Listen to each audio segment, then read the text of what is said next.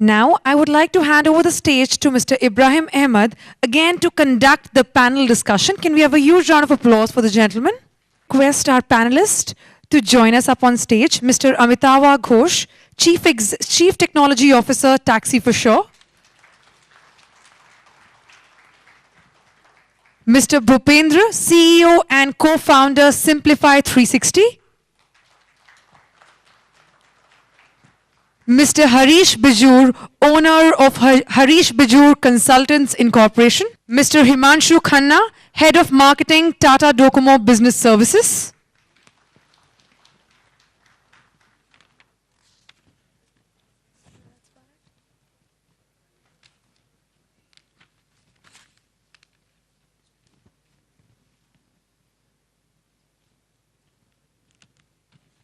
We hand over the stage to Mr. Ahmed.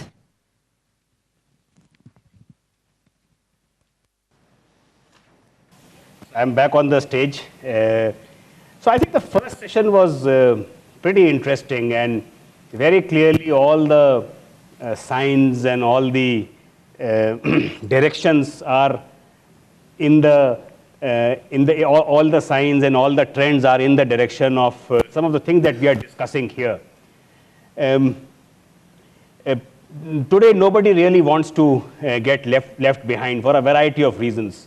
And I think, as Ganesh put it very funnily, if I may use the word, that I think even for the technology guys, I think for them to dabble in new technologies, to dabble in areas which will really give them a lot of edge for their company, it will give them, like their companies, a lot of edge and a lot of advantage vis-a-vis the competition which is there. I think these are areas which really need a very, very serious thought. And what we are doing now is that we are going to talk to people who have actually implemented. They have done this. They have not just read about it. They have not just attended seminars. They have actually done it. They have proved that they can really take their organizations ahead in leaps and bounds by deploying some of these things. And they have, when you hear their stories, they have got some very, very interesting things to share with us. And I think the panelists have been very briefly introduced here, but let me start by introducing Amitava Ghosh, who's the CTO at Taxi for Sure. I think Taxi for Sure needs no introduction. Prior to joining Taxi for Sure, Amitava worked with Tribune Digital Ventures, where he headed the India Development Center. He has also worked with Yahoo, again a phenomenally well-known name, for 8 years. And he spent the last 16 years in building highly scalable web-based products and platforms for consumer internet. And one of the things, again, if I go back to the discussion that we had with Ganesh, it was about how these things are actually speeding up a very important phenomenon, which is actually consumerization of perhaps everything. Consumerization of IT, consumerization of mobile phones, consumerization of services. So that's his area of specialization. Then we have, so welcome Amitava. We also have Bhupendra Khanal. He is the CEO and co-founder of Simplify 360. He has also a very, very varied experience in terms of deploying and leveraging these technologies, and he's worked with some of the worked for some of the very, very well-known names like Microsoft, ICICI Bank, Mannheim, United Breweries, HDFC Standard Life, basically giving them solutions, giving them directions in terms of how do you really take advantage of these technologies. And last but not the least is Mr. Himanshu Khanna. He is the head of enterprise marketing at Tata Teleservices. And he is also here with a phenomenally vast and great experience in terms of understanding customer needs, in terms of designing products and services for customer needs. And he has been a key player in terms of driving this entire movement of these new technologies, whether it is social or mobility or Internet of Things. So welcome, Himanshu. So as I said in the beginning, in this little panel that we have, but a very diverse panel, I think we want to talk about the how-to aspect of embracing the convergence which we are seeing of social mobility and Internet of Things. So if I can put the first question to the panel, and let me also add here is that this is supposed to be a very interactive session. So wherever in the middle of a discussion you feel that you have an observation, or if you have a comment, or if you want to interject, please raise your hands, and we will be very happy to include you also in the discussion. So if I can ask the first question to Amitava. Amitava, tell us, how are these technologies converging to create really revolutionary value across a cross-section of industries? Yeah, so that's the reason we are all here. Yeah. Right, and specifically I'm here, right? Yeah. In fact, if you talk about, so before I answer that question, a little bit about myself, besides that thing, is I primarily spent my time building these technologies, right? Both at Yahoo and in Tribune or in Taxi for Sure. Can you hold the mic a little closer, please? Yeah, is it better? Yeah, that's better. Okay, yes. Excellent. Thank you. So what the point I was saying that I spent my the whole professional career in building these technologies. So that's exactly in the Yahoo that or Tribune Digital Ventures or in Taxi for Sure. So let's start with the reverse chronological order here. So if you talk about the theory is the backbone is internet, right? And mobile is a very accessible piece of device on which you can access internet like anything. Mr. Ganesh was saying that, look, a cab driver is using a mobile phone to pick you up from a location, and he might not even have a email ID, right? So it's a device in using which you are going to interact, and Internet of the thing is basically either connecting a machine with a machine or a machine with a human being, or sometimes it is taking a decision on behalf of a human being on how he should act to another machine. So if you talk about the Taxi for Sure as an example, the whole disruption was that using internet, we are going to connect a supply with a demand, right? Supply essentially means a car that is going to be picking you from point A to point B, and the demand is a customer who wants to go from point A to point B. Now, how does this marketplace work? Connecting the right supply with the right demand. And there is no physical, intervention in between.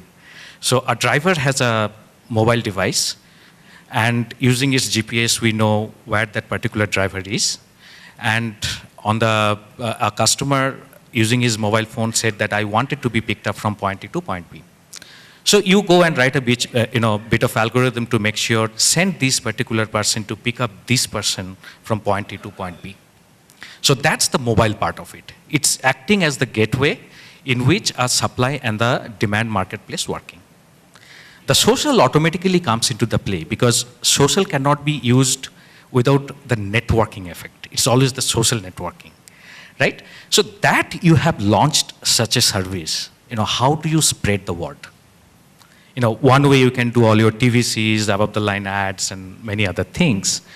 But if you are part of the different social networking sites, it gives three very important stuff. You can go and say that, look, I'm here, and these are the services I'm available. And if you manage to get a lot of follower and subscriber, that message is always going to get spread to everyone. The second is a little bit on the brand specific. I'm not a branding guy, but all I can say that there are three ways that social networking is typically used. So it's basically the brand is speaking to the customer, customers are speaking to the brand, and two customers are discussing about you in the social network. And that aspect actually brings a radical transparency to the system and your services. So that you have a Taxi for Sure mobile handle. And if- transparency angle is a very important very part. important part, especially in the transport business. Any business. I come from Delhi, for instance, and we are so apprehensive when we are stepping into a taxi or an auto. We don't know whether he is going to take us to the destination directly or if he's taking us for a Delhi Darshan kind of a thing. No, absolutely. So what happens is that when the radical transparency comes into, your service level automatically goes up. So here is a Facebook wall. A customer came and complained about a particular thing. You are bound to respond to it. Yeah. That's not going to happen with a call center complaint where there is no transparency. People do not know. So the networking effect, the radical transparency in the connecting with your customer is something that a social networking builds. Yeah. Right? And lastly, of course, the Internet of the Things. That we can cover a little later on when the point comes. Yeah, and pass it on to other people to have the comments. We'll come to that. But the interesting poll which you just saw in the beginning, we'll come to another poll, but the first poll that we did, interestingly, had a lot of us present here talking about Internet of Things. So it's a reality. We have to talk about it. Absolutely. We'll come to it. Could we have your views on this, Bhupesh? Okay.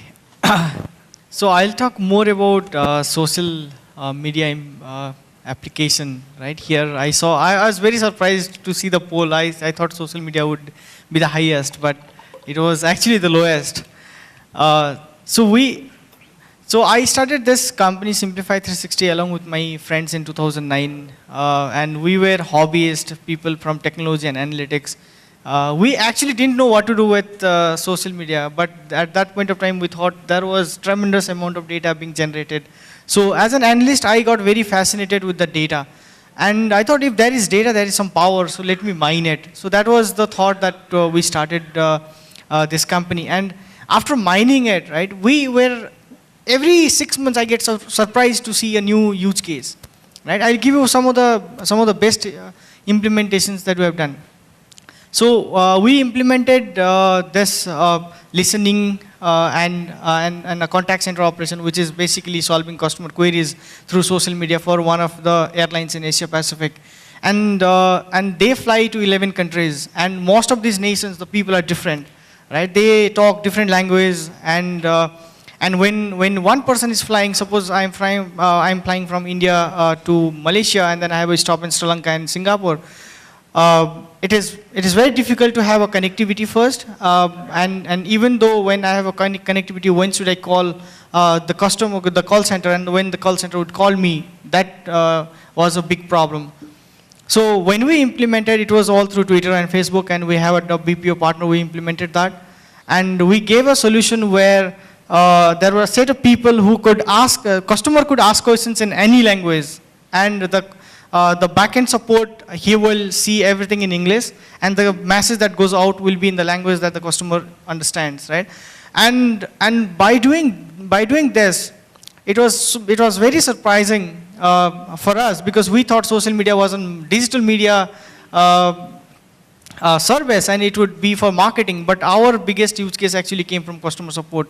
So currently, like, we support over 9 of the top 20 BPO companies in the world, and a lot of the telecom companies, obviously we don't do for Tata, DoCoMo, but a lot of the competition we saw it, and we see that there is a huge implication when we talk about this consumer-facing companies, whether it is the companies like Taxi Pursuer or Ola in the transport, or in the telecom or airlines, or some of these industries. And there, the customers are constantly, they will face problems. You can't have it completely foolproof. And there is a good setup for customer support. But the problem lies, the customer support in many cases is the biggest problem itself, right? We actually did for one of DoCoMo's competitor a study on what would be the biggest problem for the telecom vendor, right? And 62% of the complaints that came in Twitter was customer service itself, right? And if you don't have social angle to it, now you would never find that find this particular problem. And there are 2 other use cases which are there in very practical scenario. We work with Star TV and Biocom 18, almost all the channels we support them, and the angle that we are taking there is who are the how do we find an opportunity to do in-content advertising? Because people will kind of like immediately switch channel when there is an ad, right? So there is an option that if we could generate an in-content advertising. There are a lot of other things based on how people talk on social media. You know, we have predicted a lot of different interesting insights using social media. First thing was we predicted much before any exit polls, we came to the media and said Narendra Modi would become the Indian Prime Minister, and that got covered in a lot of publications, and we were very sure by analyzing the trends. And then last week we predicted Gautam Gulati to win Big Boss season, and he would be the champion. It actually came true in the season also. So there are a lot of trends where you could find like, okay, this is happening, this is the trend, this guy is going to win, or these are the 5 things that are loved, these are the 5 things that are being hated, right? And based on that, you can use your intelligence and use it as a business input. This intelligence angle, I would say, is the biggest revolution that social media has brought, because it gives you a real-time intelligence, right? Earlier, when I was an analyst with other companies, we used to collect data, mine it. After 2 months, you build models, find the solution, and then you take it to the business leader saying, this is the finding, and now you have to take these 5 decisions. By the time, if we talk about that scenario today, right, the time is changing. You won't believe we change our sentiment models every 6 months, because the way that people talk will change, right? There are some crazy things that come up, and then people will use something, some different hashtags, and a lot of the time, what happens is the sentiment analysis model every 3 months to 4 months, it completely shifts to a new area where it doesn't work at all.